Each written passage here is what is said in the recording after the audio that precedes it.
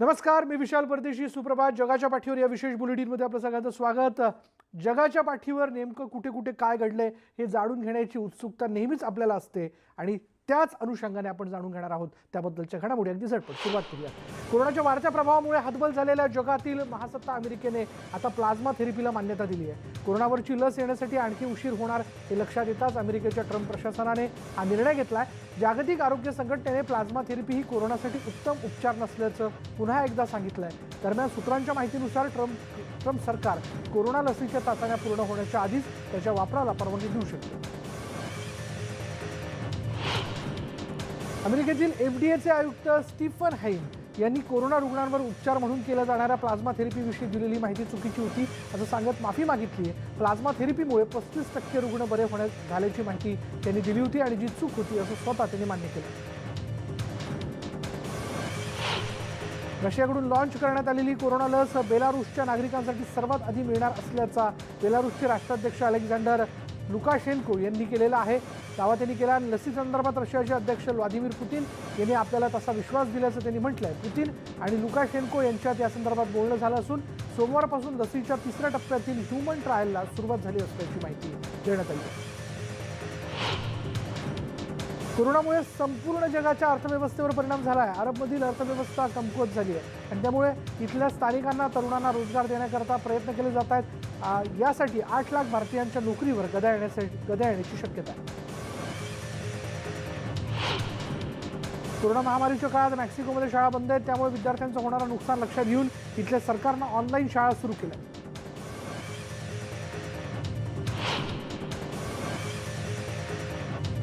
आरोग्य मंत्रालयाने कोरोना व्हायरसच्या पहिल्या घटना ज्या आहेत त्या समोर आल्याचं जाहीर केल्यानंतर मंगळवारी गाझापट्टीमध्ये कर्फ्यूचे आदेश देण्यात आले.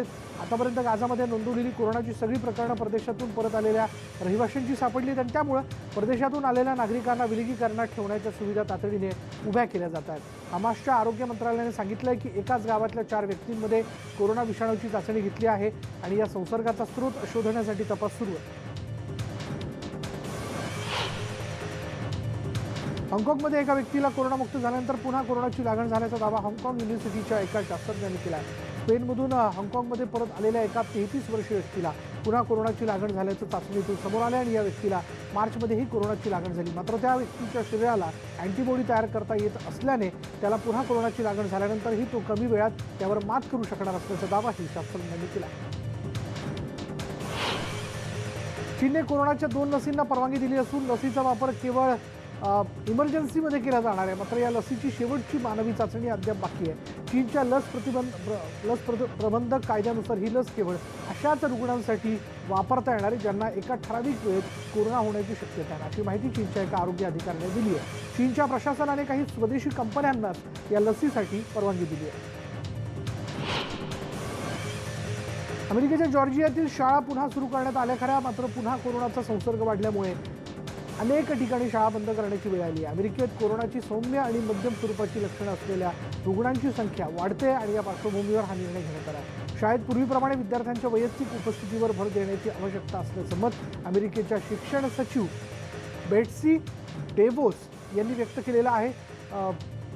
मात्र या प्रकरणी त्यांनी मवाळ भूमिका घेतली आहे. विद्यार्थी आणि त्यांच्या पालकांना शिक्षण पद्धती निवडण्याची मुभा देण्याची आवश्यकता असल्याचं त्यांनी सांगितलं.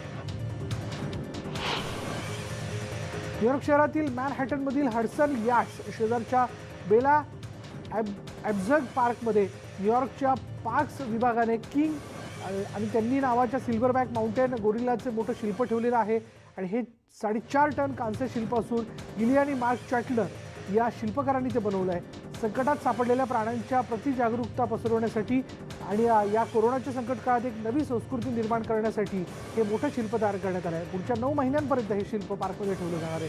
हे शिल्प बघण्यासाठी बच्चे कंपनी गर्दी करतात.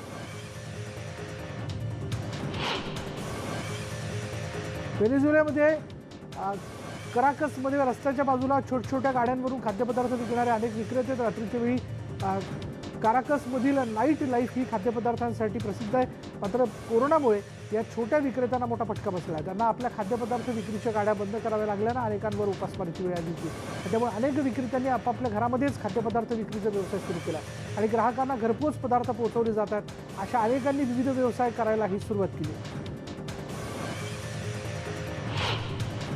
हुसेन बोल्ट याला कोरोनाची लागण झाल्याची माहिती जमैकाच्या आरोग्यमंत्र्यांनी दिली आहे. बोल्ट यांच्या संपर्कात आलेल्या लोकांचा शोध घेण्यात आला असून त्यांना देखील क्वारंटाईन करण्यात आल्याची माहिती क्रिस्टोफर प्युफ्टोन यांनी दिलेली आहे. हुसेन बोल्ट यांनीही स्वतः सोशल मीडियावरून कोरोना चाचणी पॉझिटिव्ह आल्याची माहिती दिली. बोल्ट यांना कोणतीही लक्षणं दिसत नसून खबरदारी म्हणून ते क्वारंटाईन झालेत. हुसेन बोल्ट यांनी शेवटच्या 3 ऑलिम्पिकमध्ये 100 आणि साधारण 2200 मीटरच्या धावण्याच्या स्पर्धेत सुवर्णपदकांची कमाई केली.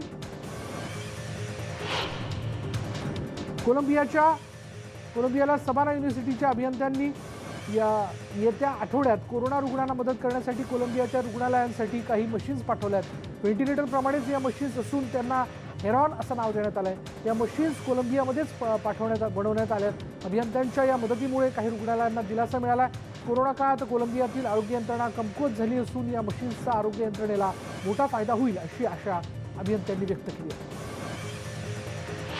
कोरोना साथीच्या रोगाची सुरुवात झाल्यापासून कोरोनाचा प्रसार टाळण्यासाठी अर्जेंटिनाच्या रुग्णालयात कोरोना रुग्णांना भेट देणं प्रतिबंधित करण्यात आलं आहे. त्यामुळे एकाकीपणामुळे हजारो रुग्ण मरण पावल्याची धक्कादायक माहिती समोर आली आहे. अनेक रुग्णालय व्हिडिओ कॉलद्वारे नातेवाईक आणि रुग्णांमध्ये संवाद वाढवण्याचा प्रयत्न करतात आणि यावर उपचार करण्यासाठी मानसशास्त्रज्ञांची ही मदत घेतली जाते. संसर्गजन्य रोगांचे अमेरिकेतले तज्ज्ञ डॉक्टर राजू फर्नांडो यांनी सोमवारी साओ पावलोच्या पॅरिस पोलीस परिसराला भेट दिली. कोरोना साथीचा या परिसरात मोठा प्रादुर्भाव जाणवतोय. ब्राझीलमधील अनेक प्रभावित शहरांना त्यांनी भेटी दिल्यात. त्यात मानास, ब्राझिलिया, रियो दी जानेरो आणि साओ पावलो या भागांचा समावेश आहे.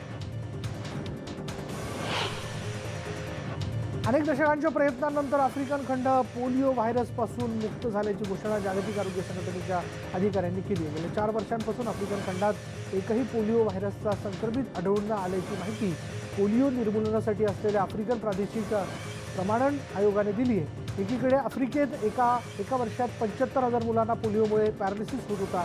मात्र पाकिस्तान आणि अफगाणिस्तानमध्ये अद्याप पोलिओचा धोका कायम आहे. जर्मनीने पाकिस्तानला मोठा झटका दिला. जर्मनीने पाणबुड्यांसाठी लागणारी AIP सिस्टम पाकिस्तानला देण्यास मनाई केलेली आहे. ही AIP सिस्टमच्या मदतीने पाणबुड्या पाण्यामध्ये राहून काम करू शकतात.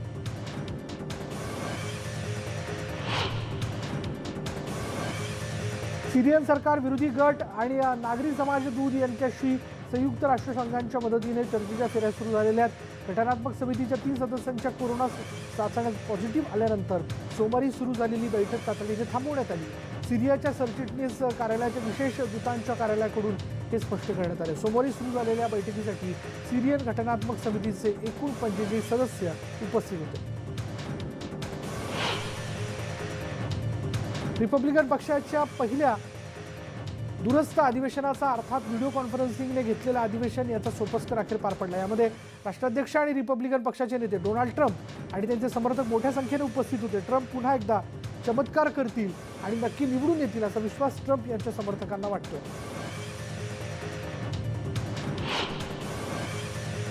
पाकिस्तानचे परराष्ट्रमंत्री आणि इतर अधिकाऱ्यांनी इस्लामाबादमध्ये मंगळवारी तालिबानी राजकीय शिष्टमंडळाची भेट घेतली. अफगाणिस्तान सरकार आणि काही बंडखोर नेत्यांमध्ये वाटाघाटी करण्याचे प्रयत्न सुरू असल्याने तालिबानी शिष्टमंडळ पाकिस्तानमध्ये दाखल झालं होतं आणि फेब्रुवारी महिन्यात झालेल्या US तालिबान शांतता कराराच्या अंतर्गत झालेल्या वाटाघाटीला विलंब झाल्याने वॉशिंग्टनने नाराजी व्यक्त केली होती. या मुद्द्यावरूनच पाकिस्तानच्या परराष्ट्रमंत्री शाह मेहमूद कुरेशी यांनी तालिबानी शिष्टमंडळाची भेट घेतली. अमेरिकेचे परराष्ट्रमंत्री माईक पॉम्पिओ यांनी मंगळवारी इस्रायलमधील बेन गुरियन विमानतळावरून सुदानमधील खातरूमकडे ते रवाना झाले. सोमवारी जेरुसलेममध्ये पंतप्रधान बेंजामिन नेतन्याहू आणि इतर इस्रायली नेत्यांसमवेत पॉम्पिओ यांची भेट झाली आणि इस्रायल आणि संयुक्त अरब अमिराती दरम्यान नुकत्याच झालेल्या अमेरिकन कराराच्या बद्दल उभयतांमध्ये चर्चा झाली. आपल्या विदेश दौऱ्यात माईक बहरीन आणि संयुक्त अरब अमिराती यांनाही भेट देण्याची शक्यता आहे. त्यांचा सविस्तर दौरा जो तो अद्याप जाहीर करण्यात आलेला नाही. लेबनॉनची राजधानी बेरूतमध्ये मोठा स्फोट झाला आणि यानंतर शहरातील परप्रांतीय मजुरांनी स्थलांतरण केलंय। स्फोटानंतर अद्याप बेरूतमधील परिस्थिती पूर्वपदावर आलेली नाही।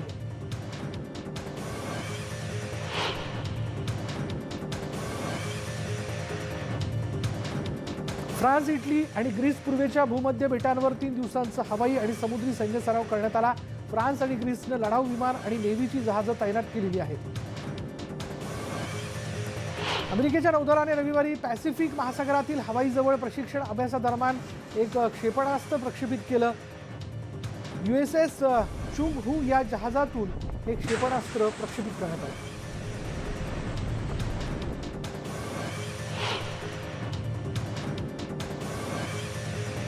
मंगळवारी ग्रीसच्या नौदल आणि हवाई दलाने पूर्व भूमध्य सागरात युद्ध सराव केला। ग्रीसचा तुर्कस्तानशी वाद सुरू असतानाच ग्रीसच्या सैन्यानं हा युद्ध सराव केल्यामुळे 2 देशांमध्ये तणाव निर्माण झाला।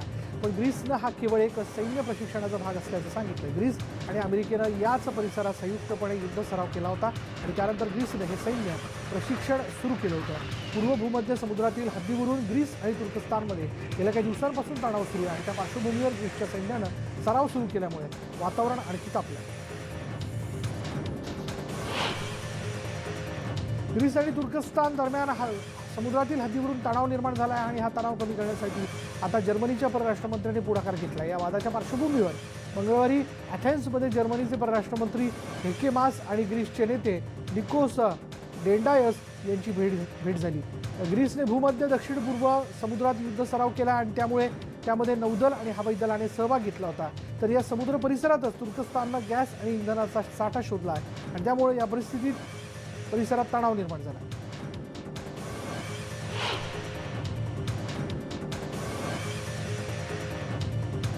अध्यक्ष लुकाशेंको यांनी बंडखोर शिक्षकांना राजीनामा देण्याचे आदेश देताच बेलारूसच्या राजधानी मिन्स्कमधील शिक्षकांनी अध्यक्षांविरोधात निदर्शनं केली। लुकाशेंको यांच्या निवेदनामुळे मिन्स्कमधील शेकडो संतप्त शिक्षकांनी शिक्षण मंत्रालयाबाहेर निषेध व्यक्त केलेला आहे।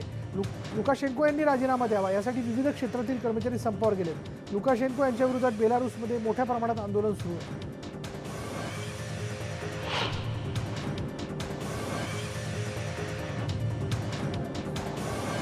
बेलारूसची राजधानी मिन्स्कमध्ये विविध ठिकाणी अनेक रॅलींचं आयोजन करण्यात आलं होतं। तर अनेक ठिकाणी लुकाशेंको यांच्या समर्थनार्थ ही रॅली काढण्यात आली होती। तर अनेकांनी लुकाशेंको यांच्या राजीनाम्यासाठी आंदोलन केलं। मात्र या दोन्ही आंदोलकांमध्ये कोणत्याही प्रकारचा संघर्ष झालेला पाहायला मिळाला नाही। यावेळी आंदोलकांमधील काही आंदोलकांना पोलिसांनी ताब्यात घेतलेलं आहे। बेलारूसमध्ये मोठ्या प्रमाणात आंदोलन सुरू असून आतापर्यंत शेकडो आंदोलक जखमी झाले असून 3 मृत्यू झाला आहे।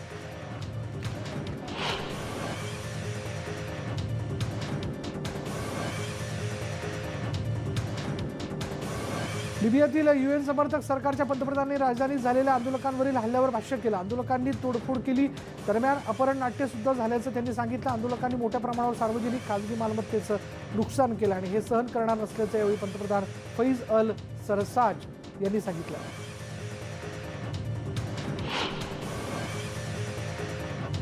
अमेरिकेतील विस्कॉन्सिनमध्ये आंदोलन करण्यात आलं आणि या आंदोलनाला हिंसक वळण लागलं। यामध्ये पोलिसांनी या आंदोलकांना पांगवण्यासाठी अश्रुधुराचा मारा केला।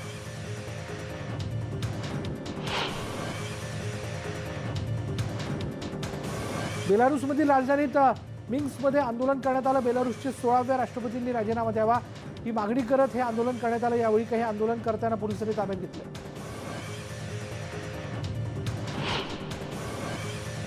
लिबियामध्ये नागरिक मोठ्या संख्येने रस्त्यावर उतरले। सरकारच्या विरोधात नागरिक आंदोलन करत असून हे आंदोलन पेटले। संतप्त आंदोलकांनी गाड्यांची तोडफोड केली।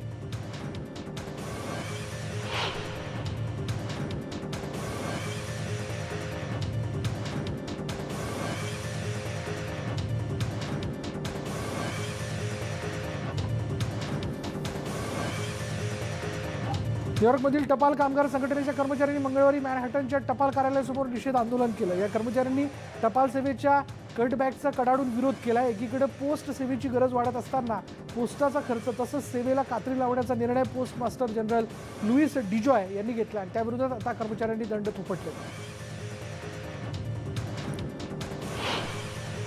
जपानची राजधानी टोकियोमध्ये काही लोकांनी हाँगकाँगच्या समर्थनार्थ आंदोलन केलं. आंदोलनकर्त्यांनी हाँगकाँगला आझाद करण्याची मागणी केलेली आहे. टोकियोतील एका रेल्वे स्थानकाबाहेर त्यांनी हे आंदोलन केलं. यावेळी आंदोलनकर्त्यांनी मोबाईलचे फ्लॅशलाईट लावून चीनचा विरोध केला आहे आणि यावेळी पोस्टर्सच्या माध्यमातूनही जोरदार निदर्शनं करण्यात आली.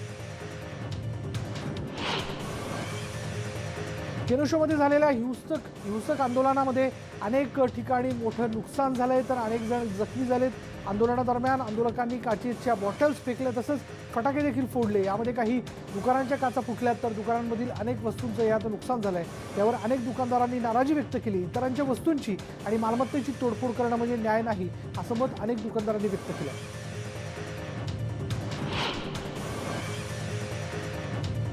पोलिसांकडून कृष्णवर्णीय जेकब ब्लेक या तरुणाची गोळी झाडून हत्या करण्यात आल्यानंतर अमेरिकेत पुन्हा आंदोलनाचं वारं फिरू लागलंय. केनोशामध्ये त्याचे मोठे पडसाद उमटलेले बघायला मिळाले. अनेक आंदोलकांनी इमारती आणि गाड्या जाळल्यात आणि यावेळी पोलीस आणि आंदोलकांमध्ये संघर्ष झालेला बघायला मिळाला.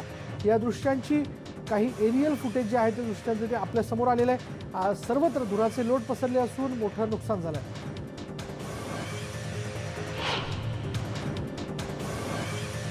दक्षिण आफ्रिकेत कोरोनाच्या संकट काळात कर्मचाऱ्यांची कमतरता आणि संरक्षणात्मक उपकरणाअभावी संतप्त झालेल्या आरोग्य आणि शिक्षण कर्मचाऱ्यांनी राष्ट्रीय आरोग्य प्रयोगशाळेबाहेर आंदोलन केलं.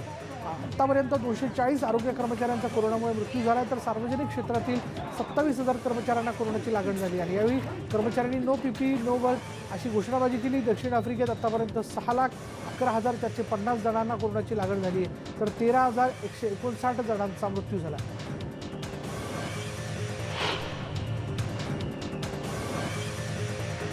सिरिया आणि इराकमध्ये आयसीसी या दहशतवादी संघटनेचे 10,000हून अधिक दहशतवादी सक्रिय असल्याची माहिती दहशतवाद विरोधी संघटनेचे प्रमुख व्लादिमीर वेरोनकोव्ह यांनी दिलेली आहे.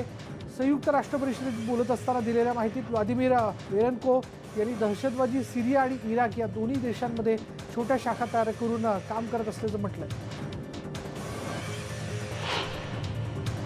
कॅलिफोर्नियातील जंगलात लागलेल्या भीषण आगीमुळे मोठं नुकसान झालं. रविवारपासून या ठिकाणी बनवा पेटल्याने अग्निशमन विभागाकडून रेस्क्यू ऑपरेशन सुरू होतं. दरम्यान या भीषण आगीमुळे आसपासच्या रहिवासी भागातील वस्तू जळून खाक झालेल्या आहेत. सांताक्रूज माउंटेन या भागात मोठं नुकसान झालंय त्यामुळे इथे जनजीवन विस्कळीत झालं.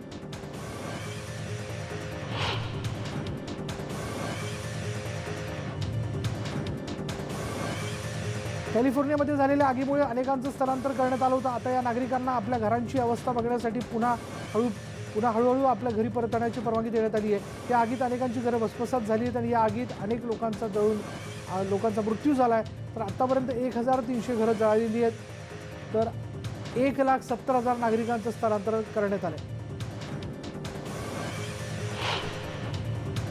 रशियाच्या दक्षिणेकडील युट्रिश नेचर रिझर्व्हमध्ये लागलेल्या आगीतून जवळपास हजारो लोकांना बाहेर काढण्यात आलं आहे. 82 हेक्टर वनक्षेत्रात ही आग भडकल्याची माहिती प्रशासनाकडून देण्यात आली. यातील 3 एकरांवर आग अद्यापही धुमसतेच आहे. जवळपास 217 अग्निशमन दलाचे जवान आणि 21 एअरक्राफ्ट आणि हेलिकॉप्टर ही आग विझवण्यासाठी प्रयत्न करतात. इटलीच्या पुगलियातील समुद्रकिनाऱ्यावर अचानक आलेल्या चक्रीवादळामुळे पर्यटकांमध्ये भीतीचं वातावरण निर्माण झालं होतं आणि यावेळी पेसकोलियोस समुद्रकिनाऱ्यावर मोठं वाळूचं वादळ आलेलं पाहायला मिळालं. एका स्थानिक माध्यमाने दिलेल्या माहितीनुसार या वादळात काही लोक जखमी झाले. लॉस एंजेलिसमधील अनेक जण वादळापासून संरक्षण करण्यासाठी विविध उपाययोजना करताना दिसतात. लॉस एंजेलिसच्या समुद्रकिनारी चक्रीवादळ धडकण्याची शक्यता असून याच किनारपट्टी शेजारील नागरिकांना मोठा फटका बसण्याची शक्यता आहे आणि त्यामुळे नागरिक आधीपासूनच सज्ज आहेत. मात्र कोरोनाच्या काळात नागरिक स्थलांतर करण्यास तयार नसल्याचं नागरिकांचं म्हणणं आहे. गॅल्वेस्टन काउंटीचे न्यायाधीश मार्क हेन्नी यांनी चक्रीवादळापासून बचाव करण्यासाठी गॅल्वेस्टन आणि बोलिव्हारमधील काही भाग निर्वासितांसाठी देण्याची घोषणा केली आहे. हरिकेन वादळामुळे नागरिकांना खबरदारी घेण्याचं आवाहन करण्यात आलं आणि त्यामुळे आपला बचाव करण्यासाठी अनेक जण ऑस्टनमधील आश्रयगृहांमध्ये जाण्यासाठी रांगा लावले. अफगाणिस्तानमध्ये एका ट्रकमध्ये एकाचा मृत्यू झाला आहे. ट्रकमध्ये अचानक स्फोट झाला आणि अफगाणिस्तानच्या बाल्क भागात ट्रकमध्ये मोठा धमाका झाला. यात एक कमांडरसह 6 जण जखमी झाले.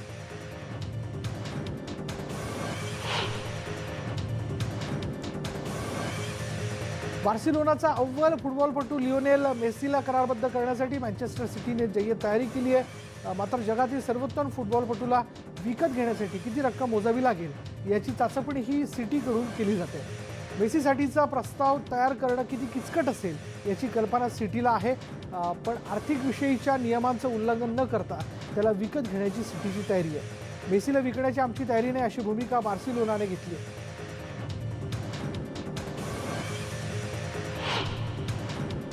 यानंतर जगाच्या पाठीवर या विशेष बुलेटिनमध्ये इथेच थांबणार आहोत. पहा फक्त न्यूज 18 लोकमत.